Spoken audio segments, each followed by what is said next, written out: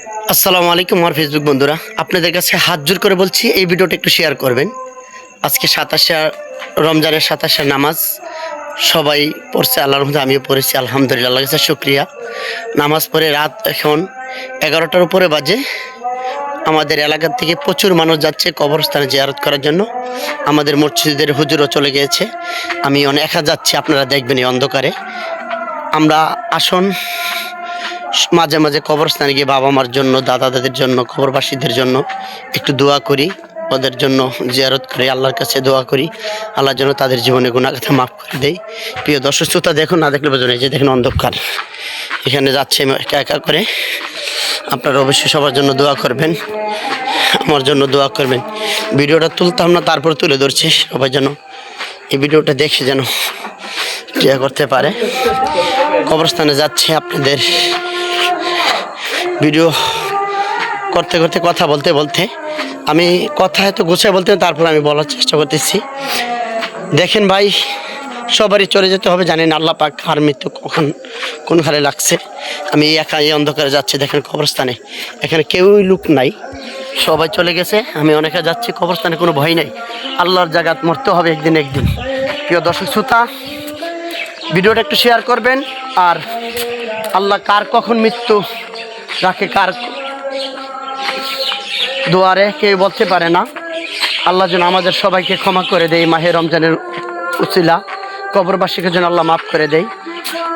মাটি হবে আসল বারে, মাটি শেষ ঠিকানা, শেষ নিদানের মাটি যে তোর হবে রে বিছানা, শেষ নিদানের মাটি যে তোর হবে রে বিছানা। দেখুন প্রিয় দর্শক শ্রোতা, আমি একা যাচ্ছি এই অন্ধকারে, সবাই দোয়া করবেন আর ভিডিওটা একটু বেশি বেশি করে শেয়ার করে দিবেন।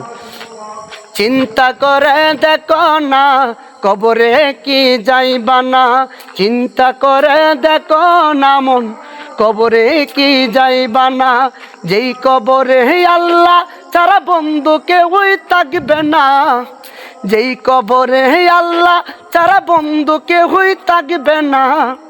চিন্তা করে দেখো না মন কবরে কি যাইবা না। এই দুনিয়ায় সবে পার, কবর যা তোর আসল ঘর, এই দুনিয়ায় সবে পার, কবর যা তোর আসল ঘর, কেমনে সে তাই রইবি পরে শুধু মাটির বিছানা। চিন্তা করে দেখো না কবরে কি যাইবা না। প্রিয় দর্শক শ্রোতা, গলা ভাঙ্গে আসছে, এই অন্ধকারে যাচ্ছি, রাত এখন 11:24 বাজে, 11:30 বাজে যাচ্ছে। কবরস্থানের কাছাকাছি আসা পড়ছি। আমাদের বাড়ির থেকে কবরস্থানে গুরুস্থানে যাইতে 5 থেকে 6 মিনিট লাগে, আল্লাহদের কাছাকাছি। অবশ্যই আপনারা একটু দোয়া করবেন সবার জন্য, এবং আমার জন্য একটু দোয়া করবেন। আমি আপনাদের সবার জন্য দোয়া করি, আল্লাহ যেন সবাইকে ভালো রাখেন, সুস্থ রাখেন, আল্লাহ যেন ইমানের সাথে যেন আমাদেরকে মৃত্যু দান করেন।